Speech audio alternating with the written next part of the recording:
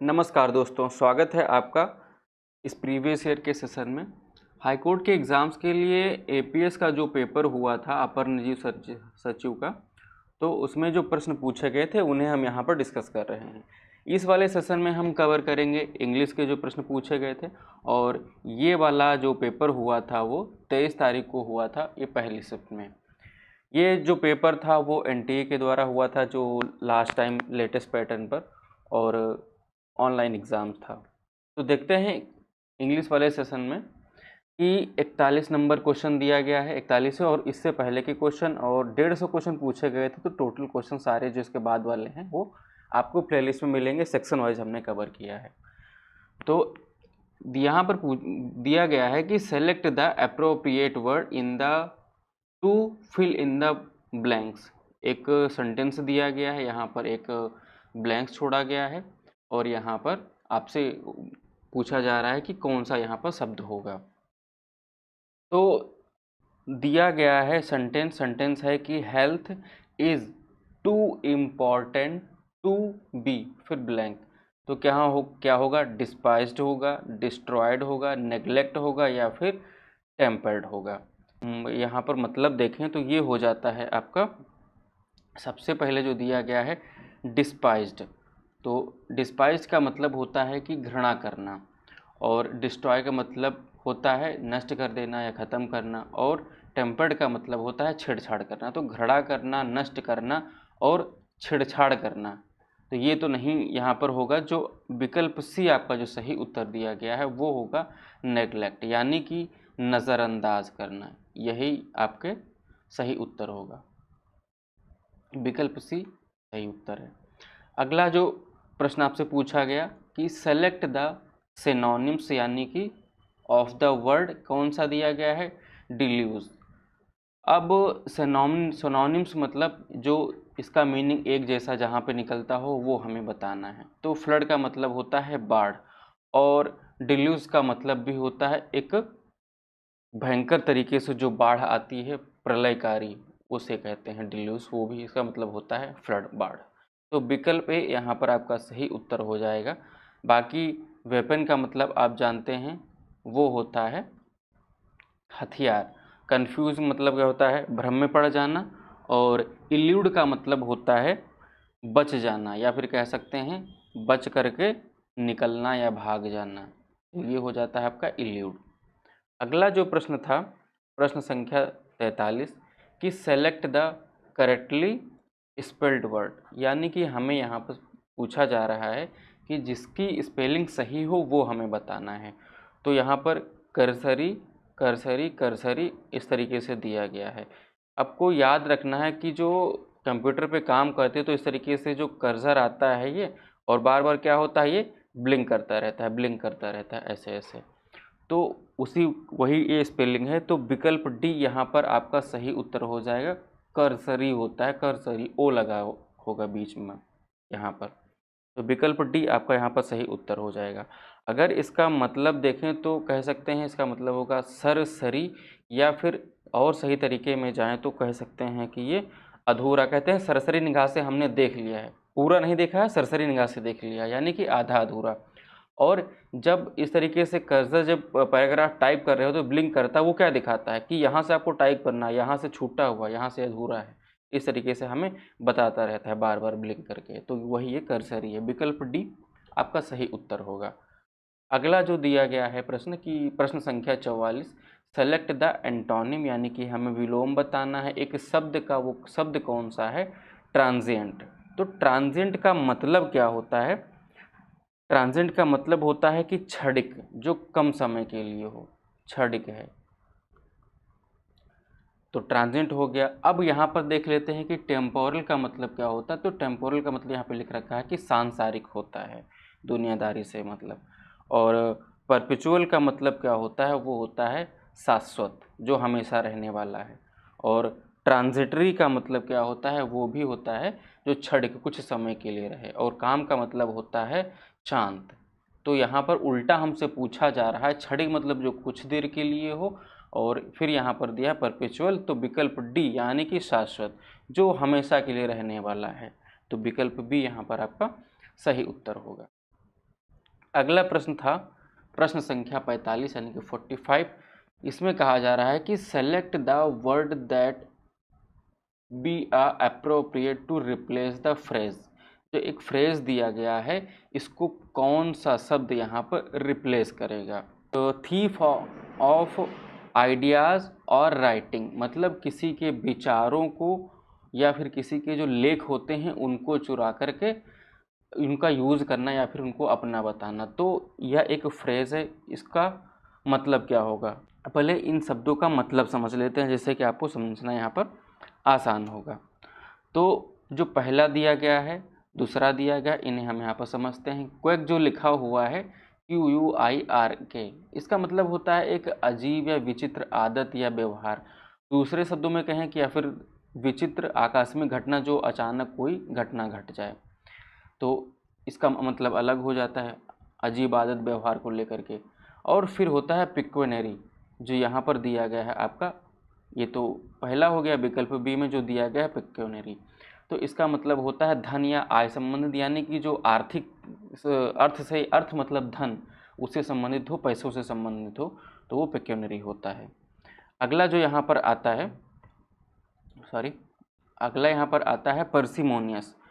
पर्सिमोनियस का मतलब यहाँ पर हो जाता है जो कंजूस टाइप का आदमी हो, तो पर्सिमोनियस हो जाता है। और प्लेगरिज्म जो होता है वो आपका इससे संबंधित होता है, यानी कि जो काम किया जाता है किसी के विचारों को, किसी के लेख को चुरा करके अपना बताना या छपवाना, वो प्लेगरिज्म होता है। तो विकल्प डी यहाँ पर आपका सही उत्तर हो जाता है। अगला जो प्रश्न था प्रश्न संख्या 46 कि fill in the blanks with the appropriate option. तो हमें यहाँ पर फिल करना है। दिया क्या गया है कि द पुलिस, फिर स्पेस है, the area after the explosion. Police ने क्या किया कि पुलिस ने किया क्या, जो बम ब्लास्ट था, एक्सप्लोजन था, उसके बाद में उस एरिया को क्या किया। तो यहाँ पर दिया गया है फ्रेज, तो कॉर्डेंट अपॉन होगा, कॉर्डेंट इन होगा, कॉर्डेंट ऑफ होगा या कॉर्डेंट बाई होगा। यहाँ पर इसका पहले मतलब समझ लेते हैं कॉर्डेंट का। जो कॉर्डेंट ऑफ होता है इसका मतलब हो जाता है कि घेरा डालना, कॉर्डेंट ऑफ, घेरा डाल देना। अब यहाँ पर आपने देखा होगा कि कहीं कोई दिक्कत होती है, कोई घटना घटती है, तो पुलिस वहाँ जाती है और पूरे एरिया को सील कर देती है और कह देती है कि इसके अंदर आप नहीं आ सकते हैं जब तक वो अपनी कार्यवाही पूरी नहीं कर लेते।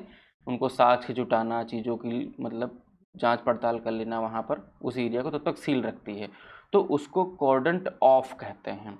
तो वही यहाँ पर विकल्प आपका जो सी होगा वो कॉर्डेंट ऑफ होगा। देखो कॉर्डेंट ऑफ, यहाँ पर पुलिस क्या कर रही है, इस एरिया को, इस वाले एरिया को, इतने वाले एरिया को, बाकी जो एरिया यहाँ पर उससे अलग कर दे रही है।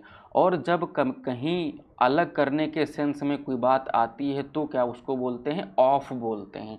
देखो फ़ोन क्या होता है, फ़ोन होता है स्विच ऑफ, ये वाला ऑफ होता है, यानी कि जो उपयोग करता है और एक जो डिवाइस है उसके बीच में क्या हो जाता है, जब संबंध विच्छेद हो जाता है, यूज़ नहीं कर पाता, अलग हो जाता है, यानी कि पूरे मोबाइल का सिस्टम या किसी डिवाइस का सिस्टम अलग और उपयोगकर्ता अलग, तो वहाँ पर ऑफ दर्शाता है, यानी कि चीज़ों को अलग करने के संबंध में ऑफ लिखा जाता है। अब ध्यान रखेंगे अगर कहीं ऑफ जुड़ा है तो आप चीज़ों को रिलेट करके वहाँ पर सही अर्थ निकाल सकते हैं। फिर अगला दिया है कि प्रश्न संख्या 47, यहाँ पर हमसे कहा जा रहा है कि रीअरेंज करना है। कुछ वर्ड्स दिए गए हैं और उनको मीनिंगफुल हमें सेंटेंस बताना है, यानी कि यहाँ पर एक ही सेंटेंस को हमें अरेंज करना है। कभी कभी एक छोटे से पैराग्राफ को दे देते हैं जब क्वेश्चन को ज़्यादा बड़ा करना रहता है, और बाकी इनको अरेंज करके हमें इसके फॉर्म में बताना है। तो इसमें सबसे पहले देख लेते हैं कि हमारा सबसे पहला क्या होगा। पहला फर्स्ट होगा, फोर्थ होगा, या फर्स्ट होगा या फिर सेकंड होगा। तो यहाँ पर देखते हैं कि they might so that get they climbed higher better view. यहाँ पर जो लिखा हुआ है कि सो दैट, अब यहाँ पर सेकंड से तो शुरू नहीं हो सकता, तो विकल्प डी आपका यहाँ पर कैंसिल हो जाता है। फिर बाद में यहाँ पर थोड़ा सा अगर मीनिंगफुल आपको समझना पड़ना आता तो आसानी से इसको आप कर सकते हो, दूसरी प्रैक्टिस मैटर करती है। बाकी के जो हाई कोर्ट से संबंधित इस तरीके से अरेंज करने वाले हैं हमने डिटेल में पढ़ा रखा है, तो आप प्लेलिस्ट में जा करके जो हाई कोर्ट के वीडियो हैं उनमें आप इनको पढ़ सकते हो। वहाँ पर डिटेल में हमने ट्रिक वगैरह भी बताई है जब हमने इनको सॉल्व करवाया था इससे पहले वाले में। फिर अगला आ जाता है आपका कि फर्स्ट वाले में जाएं तो दे माइट के बाद में सेकंड आता सो दैट, तो यहाँ पर कोई मीनिंगफुल अर्थ नहीं निकलता तो ए वाला भी कैंसिल हो जाता है। फिर अगर बात करते हैं एक फर्स्ट और बचता है तो दे माइट, फिर उसके बाद में दिया गया है क्या third, they might get a, फिर उसके बाद में सेकंड पे जाते हैं तो सेकंड हो जाता है सो दैट, तो मीनिंगफुल अर्थ नहीं निकल रहा है, विकल्प बी ही बचता है।